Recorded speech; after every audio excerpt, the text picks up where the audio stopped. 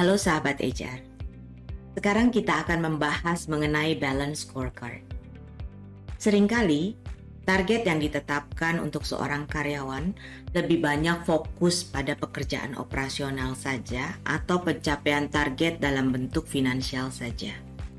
Nah, dengan balance scorecard ini, kita diminta untuk menentukan target secara seimbang.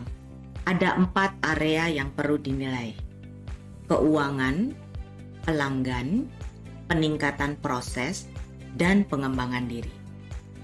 Ada banyak terminologi yang digunakan, jadi jangan berpegang secara kaku kepada penamaan dari 4 area di atas. Yuk kita lihat satu persatu agar kita satu bahasa dalam menerjemahkan keempat area tersebut. Keuangan. Mungkin yang ini cukup jelas ya. Bisa revenue atau pendapatan, bisa biaya, bisa margin keuntungan, dan lain-lain yang merupakan kondisi finansial yang dapat terukur. Nah, kalau fungsi pendukung seperti akunting, HR, bagaimana? Untuk level yang tertinggi, kita bisa gunakan anggaran atau budget misalnya.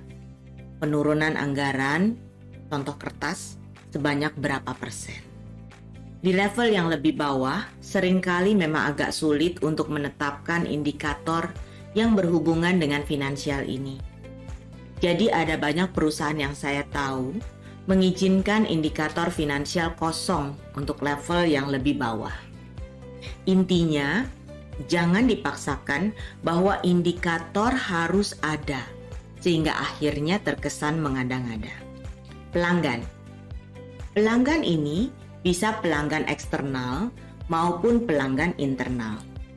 Pelanggan eksternal adalah pelanggan dari luar organisasi, misalnya pemakai jasa, pembeli, atau siapapun yang memberikan imbalan untuk jasa atau produk yang kita sediakan. Pelanggan internal adalah departemen atau bagian lain di dalam organisasi yang menggunakan hasil kerja kita atau yang melakukan proses setelah aktivitas pekerjaan kita.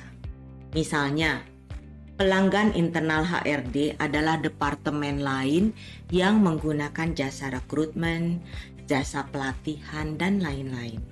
Pelanggan untuk bagian akunting adalah manajemen yang menggunakan laporan keuangan untuk pengambilan keputusan.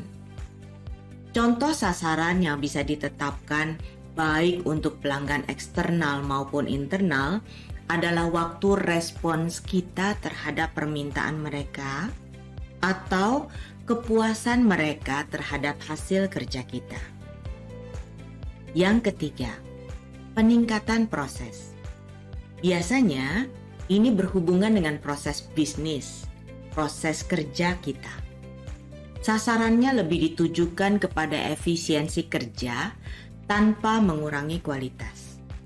Contohnya, kita bisa mengurangi proses yang kurang efisien sehingga waktu respons kita akan semakin baik atau biaya yang ditimbulkan dapat diminimalkan. Yang keempat, pengembangan diri. Pengembangan diri berhubungan dengan peningkatan kompetensi. Untuk bagian pelatihan, bisa berbentuk berapa jam waktu training yang didapat oleh masing-masing karyawan. Kalau pengembangan diri secara mandiri, bisa juga ditetapkan berapa buku yang kita baca yang dapat meningkatkan kemampuan maupun karakter kerja kita. Demikian sahabat HR.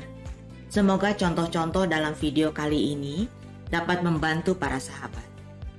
Apabila sahabat memiliki ide lain, silahkan tulis di komen ya. Tetap positif. Mari bagi ilmu.